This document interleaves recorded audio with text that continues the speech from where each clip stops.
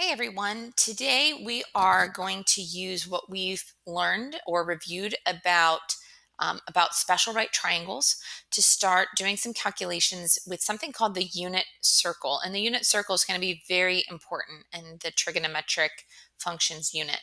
So we need to add some key terms to our vocabulary. So here's what we need to know. The first thing we need to know is that when we say that something is in standard position, we mean that it's an angle. And an angle has this angle, has the vertex as its origin, and it's got one ray on the positive x-axis. So to be in standard position, it has to have one of its rays going this way on the positive x-axis.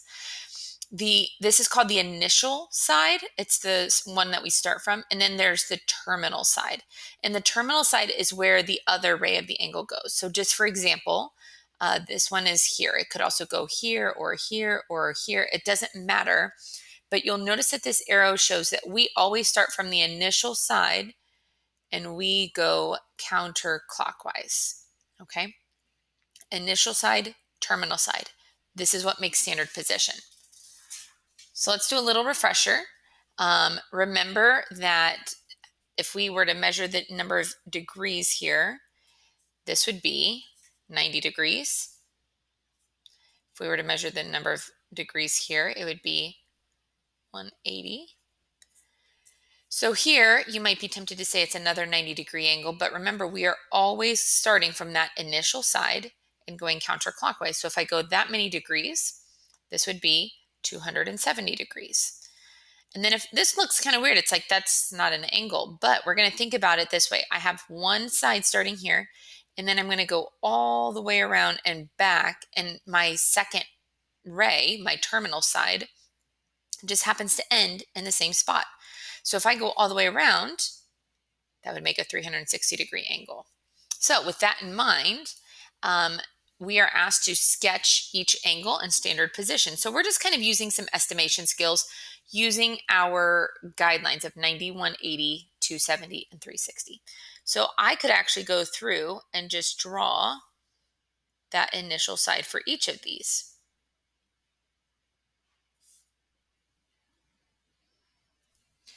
So here it says to go 85 degrees. So I'm thinking if I start from here and go this way, it needs to go 85.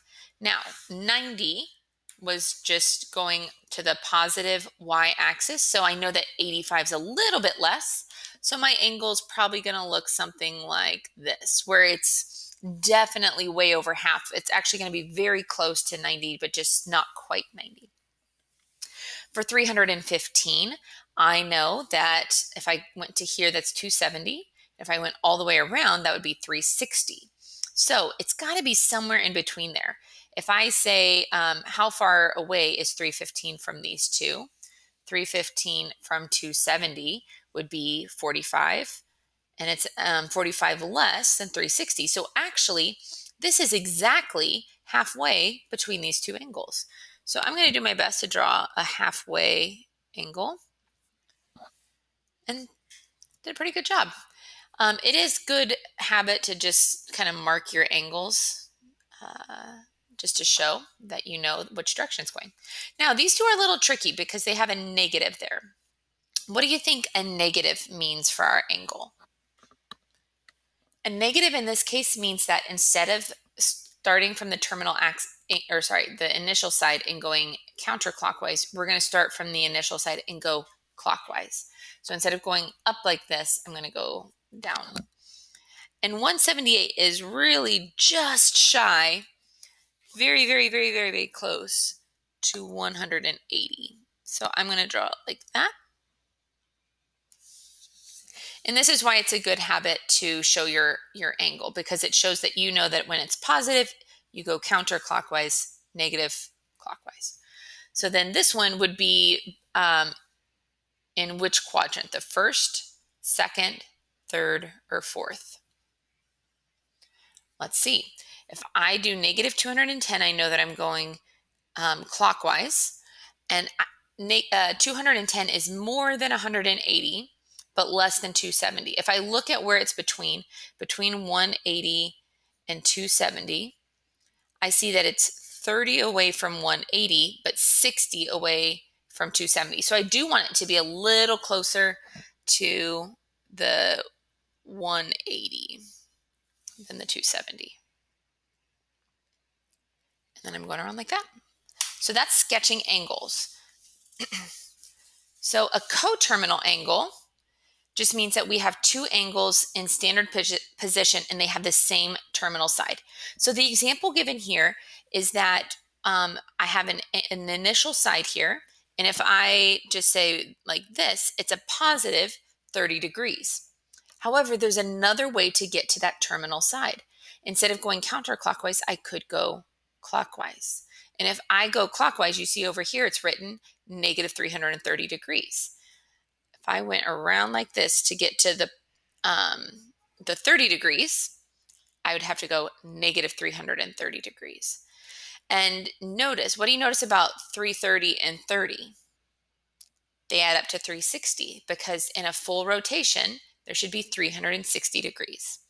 So find the measure of the angle that is between 0 and 360 degrees that is coterminal with each given angle. So with negative 210, that's kind of like this one where I'm saying, okay, I'm going this way. Which angle positive matches with that? So if I think about it like that sketch that we did on the last problem, on example 1, I had negative 210 here. So I'm thinking, how do I get to this angle by going this way? So what I'm going to do is I'm going to take 360 minus 210. And when I subtract those, I should get 150 degrees. Oops, there we go. So the 150 degrees and negative 210 are going to be coterminal angles.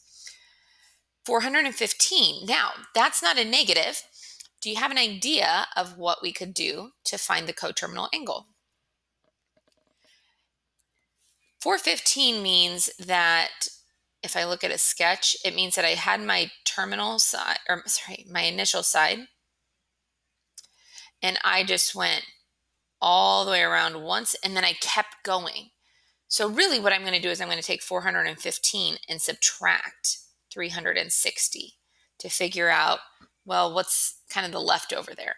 So if I do 415 minus 360, I should get, I believe, 55? Yes, 55. If I'm wrong, you can send me a message. All right, so 55 degrees. And so that just means that I went up through full 360 around, but then went 55 more. So there you go, coterminal. Look at that. We're just learning all of these important terms. So the unit circle, like I said, this is going to become something very important in your lives. The unit circle is a special kind of circle. It has a radius of 1, that is a 1, not an I, of 1 unit, and it has a center at the origin of the coordinate plane. We will never do translations of the unit circle. We are going to use theta for the measure of an angle in standard position. So when I want to know what's the measure of this angle, we would say theta. Cosine of theta, we write it as cos theta, but we pronounce it as cosine theta, not cos theta. Cosine of theta, and it's the x coordinate of the plane at which the terminal side of the angle intersects the unit circle. We'll look at a little bit more at this. And sine is written as sin. Please do not say sin theta. It's sine theta. And it's the y coordinate. So cosine is equal to x. Sine is equal to y. And really, sine and cosine are going to work together to give us an ordered pair. Where a point, we're used to seeing a point written as x comma y. We can now think of it as cosine of theta, sine of theta. If that scares you, just hold on. It's not going to be too bad. So we are asked on this problem with the given unit circle to please find the cosine and sine of 60 degrees. So I did put an example of a 60-degree angle here. And what we're doing is we're trying to find what are the coordinates of this point. So there's something very important that we have to remember, and that's that the unit circle has a radius of 1. So this length right here is 1, and this length right here is 1. And then what I'm going to do is I'm going to mark that this is a 60-degree angle. And now I'm going to draw a line that is perpendicular to the x-axis from that point. And now this is going to make a 90-degree angle. And hopefully now you're starting to see why we looked last week at um, the special right triangles and just kind of had a refresher on special right triangles. So if this is 60 degrees, that means that this has to be 30 degrees. And now we're going to use what we know about special right triangles. I know that if the hypotenuse is equal to 1, the hypotenuse is equal to, what's the formula for the shorter leg? It's 2 times the shorter leg. But in this case, I know that the hypotenuse is 1, so I'm going to get 2s. So when I solve for s, I get that s equals 1/2. And actually, I don't know if you can see it, but if you draw that line straight down, it does line up well with the 0.5. So the sine, or no, I don't want to say that yet. So the value of this length right here across from the 30-degree angle is 1/2. That means that this point, to get to this point right here, I have to go this distance of 1/2. Yes, we will always put it as a fraction, never a decimal. But I still need to find what's the height right here. And so I'm going to take that's the longer leg. So the longer leg is equal to the shorter leg times radical 3. So I'm going to have the longer leg equals 1/2 times radical 3. And then I'm going to simplify that just a smidge. And I'm going to write this as radical 3 over 2. So if I'm looking at these coordinates, it's telling me to get to this point, in the x direction, I move 1/2. And in the y direction, I move radical 3 over 2. Again, always a fraction, never a decimal. But up here, I made a note. X is cosine, y is sine. So that means that I can rewrite this and say that the cosine of theta, there we go, is equal to 1/2. And the sine of theta is equal to radical 3 over 2. And that would be the exact values. And this seems maybe a little overwhelming right now, but you're going to start to see that 1/2 and radical 3 over 2 are always going to have to go together. And we're going to start to see some repetition in the values that we use. So let's find the cosine and sine of 45 degrees. So in order to do that, I would need to draw that line like this. I'm going to make a note that that's a 90-degree angle, and I know that this is 45. That's what they told me right here. It's 45 degrees. So then that means that this angle is 45. And again, I know my hypotenuse is 1. So in a 45, 45, 90, the hypotenuse is equal to the side times radical 2. So 1 is equal to s radical 2. Divide both sides by radical 2. And I don't like leaving a radical in the denominator, so I'm going to have to do some rationalizing. So when I have this, 1 over square root of radical 2, I'm going to multiply both the top and bottom by square root of 2.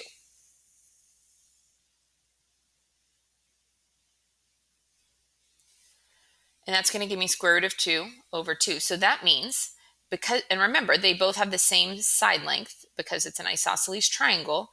That means that to get to this point right here, I would have to go to the right radical 2 over 2, and I'd have to go up radical 2 over 2. So cosine of 45.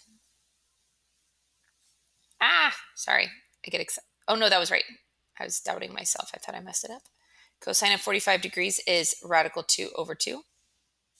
And sine of 45. Sorry about that. There we go. Let's look at 2 more. So on these, I am not going to provide the angle for you. You have to kind of fill that in yourself. So if we're looking at that, 150 degrees. that is going to be in which quadrant? 1, 2, 3, or 4?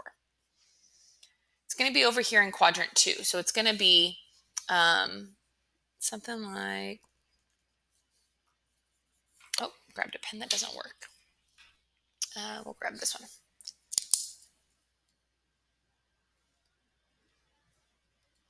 And I like to draw it all the way to the circle just so that I can kind of see it. And I realize that that's not a perfect straight line, but it's an estimation.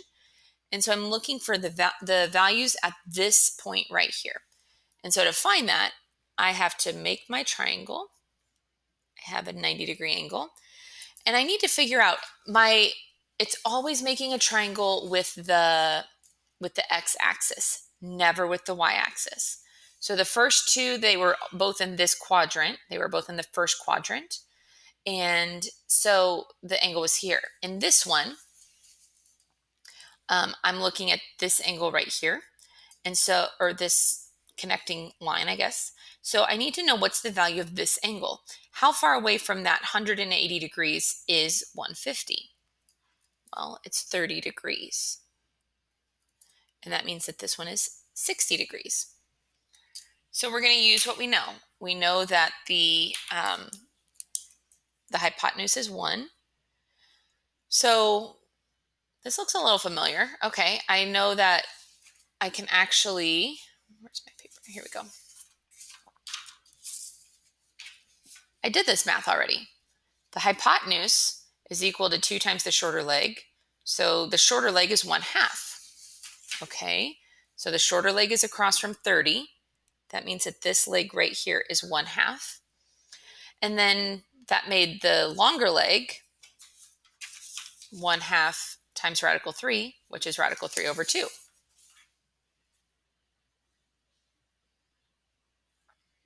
So if you need to do that math each time, like we did on example 2, you can, but hopefully you will start to see a pattern and you'll be able to just say, oh, 1/2 and radical 3 over 2. 1/2 is across from 30, radical 3 over 2 across from 60. Now, the tricky part in this one is finding the coordinates of this point. So to get to this point, we had to move left radical 3 over 2. So instead of having a positive number for that x coordinate, we actually have a negative because we had to move to the left. And to get from here to here, we had to move up, which is still positive, 1/2.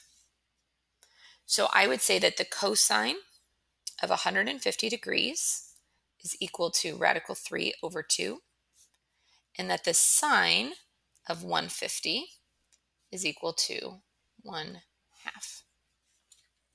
There you go. So as you work with these, it's going to take a little bit less work because you're going to see the patterns, and that will be very encouraging. All right, last one, kind of a tricky one. We have the cosine of negative 135. So from my initial side, I have to go past 90, and 135 is 45 more than 90 degrees. So that means that my angle will look something like this, except maybe a little bit of a better straight line. And we're going like that. So again, I'm never connecting the point where the terminal side intersects with the unit circle. I'm never connecting it to the y-axis, only ever to the x-axis. So I'm going to draw that line like this. Well, that makes a 45 degree, or sorry, that makes a 90 degree angle, but that makes these be 45, 45. And again, we saw on this problem here that when it was a 45, 45, 90, our values were radical 2 over 2 and radical 2 over 2. So that means, because my hypotenuse is still 1, that's kind of the key there, is that the hypotenuse is still 1. This is radical 2 over 2, and this is radical 2 over 2. But now I just have to figure out the signs of them. So to get to this point, is my x-coordinate going to be positive or negative? It's going to be negative.